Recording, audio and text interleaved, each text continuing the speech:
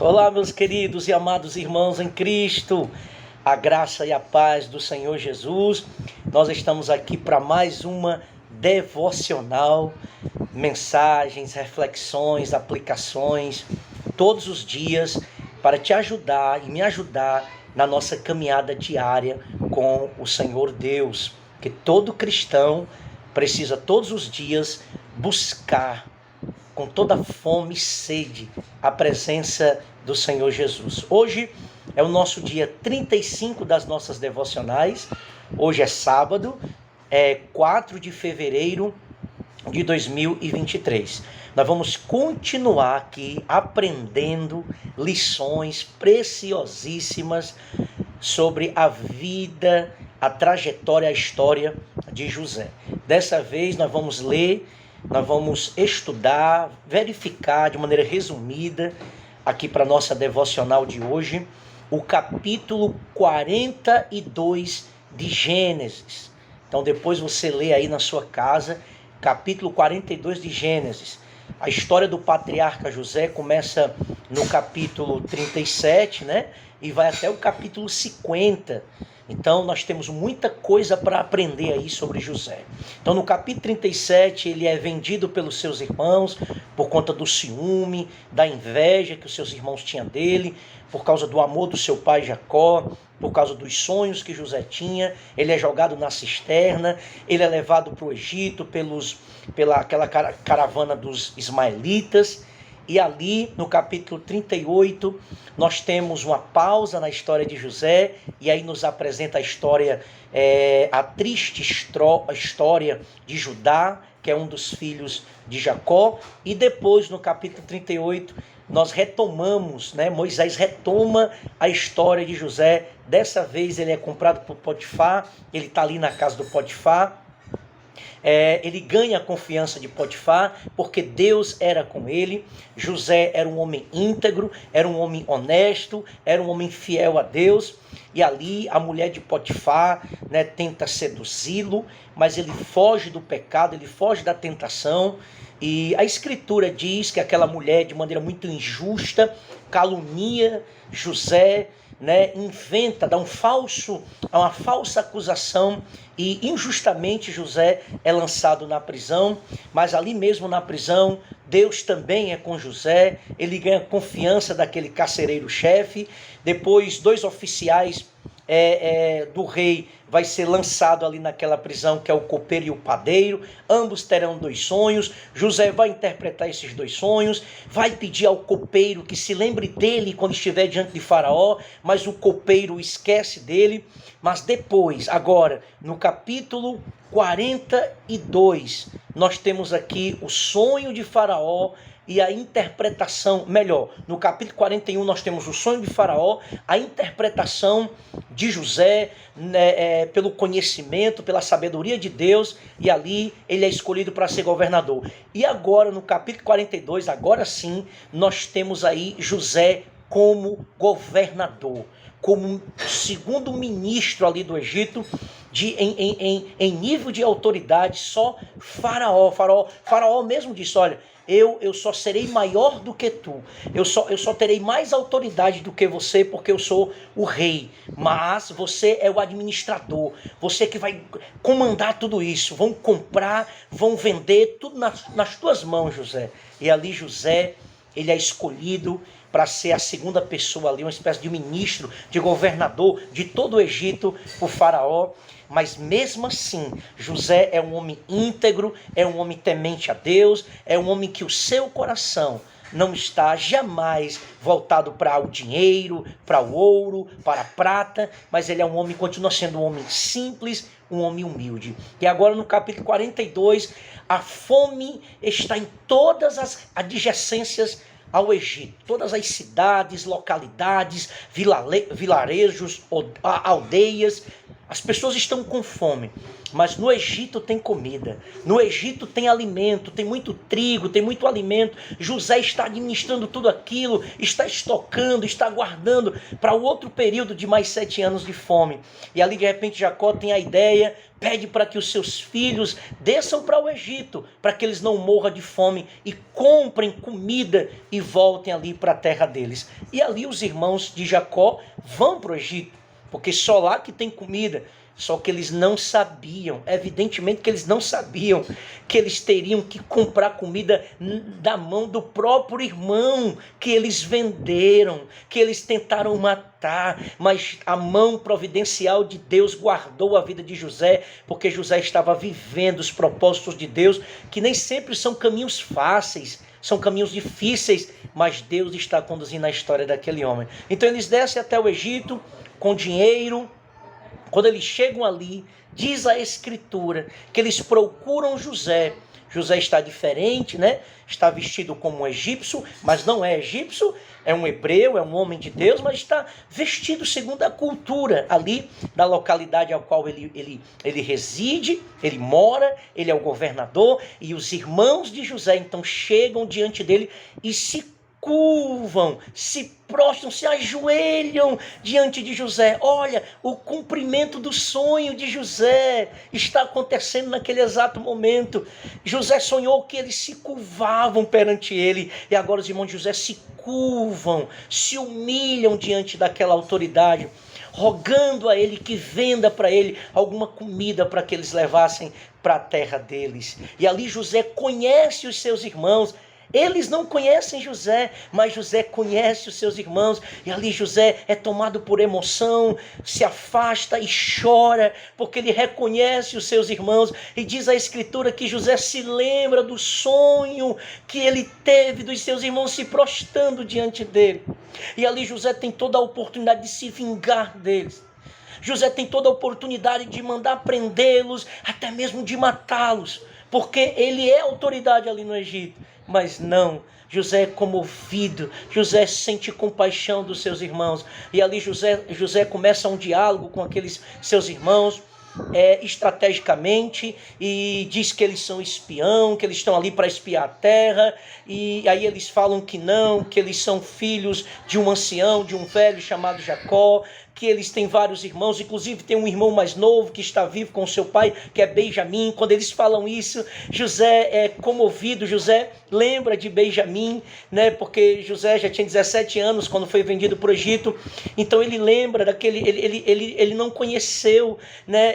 Ele não teve a oportunidade de conhecer o seu irmão mais novo. E ali ele diz: então você vai ter que trazer, vocês vão ter que provar que tudo isso que vocês estão falando é verdade. Então um de vocês vão ficar preso aqui, vocês vão lá e tragam o filho, o irmão de vocês mais novo, porque aí eu acreditarei em vocês, e aí eu não vou desconfiar que vocês sejam espião. E ali ficou preso Simeão. Mas os irmãos de José, naquele momento, eles começaram a pensar: nós estamos sofrendo a consequência do nosso pecado. Foi o mal que nós fizemos ao nosso irmão, quando ele clamava, quando ele pedia, quando ele com medo pedia para que nós não fizéssemos isso, e nós não tivemos compaixão do nosso irmão. E agora a mão de Deus está pesando sobre nós, e tudo isso está nos acontecendo. Os irmãos de José reconhecem que tudo aquilo que está acontecendo é o juízo de Deus, é Deus que está trazendo juízo sobre eles, mas também esse Deus de misericórdia, esse Deus de amor, também está usando de misericórdia para com eles, porque quem está diante deles é o próprio irmão deles, é José, que está estendendo a mão, que vai ajudá-los, que vai sustentá-los, que vai trazê-los para o Egito, vão colocar numa terra de Gósen, eles crescerão no Egito, eles serão sustentados por José. Eles também não conseguem entender que mesmo que eles tenham falhado, mesmo que eles tenham cometido tamanha covardia com seu irmão, mas o seu irmão está ali diante deles, eles não conhecem, mas o seu irmão está ali cheio de amor, cheio de compaixão, não cheio de ódio, não cheio de mágoa. Louvado seja Deus. Como é importante nós entendermos que o nosso coração não pode guardar mágoa, nós não podemos ser depósitos de ódio, de amargura, de mágoa. Quando Deus nos honra, quando Deus muda o nosso cativeiro, quando Deus muda o nosso quadro, não é para a gente se vingar dos nossos inimigos ou daqueles que foram instrumentos de Deus para nos levar até aquela situação. Sim, os irmãos de José, de maneira inconsciente, estavam sendo instrumentos de Deus para a realização dos seus propósitos, e é isso que nós devemos entender. As pessoas que se levantam contra nós, as pessoas que se opõem a nós, elas estão sendo instrumentos de Deus para nos conduzir aos propósitos de Deus. Portanto, quando nós conquistarmos, quando nós chegarmos lá, precisamos liberar perdão para essas pessoas e entender que elas foram instrumentos de Deus, mesmo cometendo coisas absurdas como os irmãos de José fizeram. E eles voltaram para Jacó, relataram tudo que está acontecendo. Jacó disse não, o meu filho mais novo não vai, porque agora já tem um preso lá, Simeão, já perdi José, e agora vocês querem que eu morra, vocês querem que eu seja sepultado com tamanha tristeza, se acontecer algo também com Benjamim. Mas aí os irmãos de José disseram, aquele homem nos tratou com aspereza e disse que só vai nos atender de novo se nós levarmos o nosso irmão mais novo. E toda essa história está acontecendo e Deus está conduzindo, Deus está preparando cada contexto, cada episódio para a sua glória e para cumprir os seus propósitos. Então, os irmãos de José começaram o processo de arrependimento.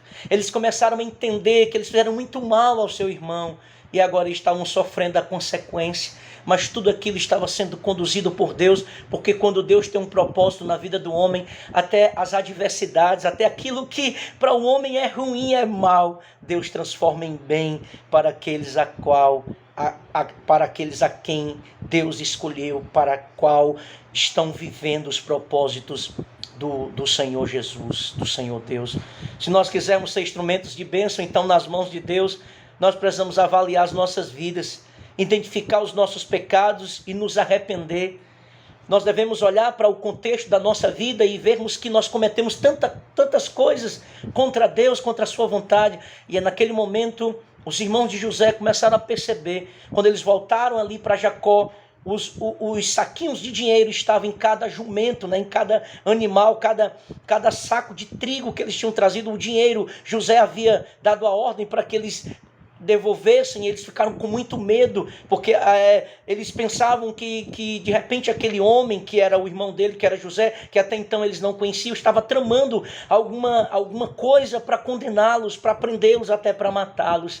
Mas era a mão providencial de Deus, era Deus tratando aqueles irmãos de José, mostrando para eles o pecado deles, gerando neles arrependimento, gerando neles uma avaliação, uma reflexão da conduta deles, do comportamento deles, das ações deles. É isso que Deus quer de nós, que nós olhemos para nós mesmos, que nós nos arrependemos das nossas ações, que nós nos voltemos para Deus e todos os dias em oração nós possamos então fazer uma lista dos nossos pecados e confessá-los e abandoná-los e avaliar o mal que muitas vezes nós fazemos às pessoas ao nosso redor. Quantas vezes nós agimos de maneira egoísta e fazemos as pessoas sofrer, como os irmãos de José fizeram José sofrer. Isso não anula a responsabilidade deles. O fato de agora José ser governador, o fato de agora José ter passado por tudo aquilo e agora a bênção de Deus está sobre José, mas isso não anula a gravidade do pecado, do erro desses seus irmãos. Assim somos nós. Quantas vezes pecamos contra o nosso irmão, fazemos coisas egoístas e fazemos os outros sofrer, mas é tempo de se arrepender, é tempo de fazermos uma introspectiva, analisarmos todas as áreas da nossa vida e alinharmos todas as áreas da nossa vida à palavra de Deus, confessar os nossos pecados, os nossos erros, pedir perdão aos nossos irmãos que falhamos e mudarmos a nossa vida, aproveitarmos as oportunidades de Deus para endireitar os nossos caminhos e fazer de fato aquilo que é agradável ao Senhor. Cuidado ao se prender aos seus erros, como se fossem parte de quem você é. Há pessoas que dizem assim: eu nasci assim, vou morrer assim. Um verdadeiro cristão que conhece o Espírito Santo, que foi regenerado pelo Evangelho, ele jamais ele se expressa dessa forma. Eu nasci assim, vou morrer assim. Ao contrário, porque o Evangelho faz uma mudança, uma limpeza, faz uma profunda limpeza no seu caráter. Então, nós não podemos nos acostumar com os nossos erros, nós não podemos nos acostumar a fazer o mal achando que isso é inerente a quem eu sou e eu não posso jamais viver uma vida diferente daquilo que eu faço. Não é verdade, isso é uma mentira do diabo. É possível sim nós desfrutarmos de uma vida transformada. É possível sim nós sermos livres do domínio do pecado pelo poder do sangue de Jesus Cristo, pelo poder do Evangelho. E o verdadeiro cristão, todos os dias, ele está confessando, ele está avaliando o seu próprio coração e ele está abandonando o pecado, porque ele está caminhando em perfeição diante do Senhor Jesus, porque o Espírito de Deus está nele. E esse Espírito é de pureza, é de santidade. E aqueles que amam a Deus guardam os seus mandamentos e não vivem na prática do pecado. Então, muito cuidado, meu irmão, para você não pegar os seus pecados e fazer daquele pecado predileto, daquele bichinho de estimação que você alimenta, falhas no seu caráter, defeitos, atitudes que você diz, não, faz tanto tempo que eu vivo assim, faz tanto tempo que eu faço isso, então eu acho que Deus nem liga mais. Cuidado com esses que nós chamamos de pecadinhos, porque é isso que vai levar muitos para o inferno, é isso que vai fazer com que muitos perdam a comunhão com Deus, a alegria de se ver a Deus, a alegria da salvação. Cuidado, precisamos confessar e abandonar esses pequenos erros graves e erros pequenos que não agradam a Deus. Então, ainda que nessa vida o pecado seja uma infeliz realidade, a presença do pecado ainda seja uma realidade na vida do cristão, mas a sua identidade, a identidade do cristão está pela fé exclusivamente em Jesus Cristo. Em Cristo nós estamos livres do domínio do pecado.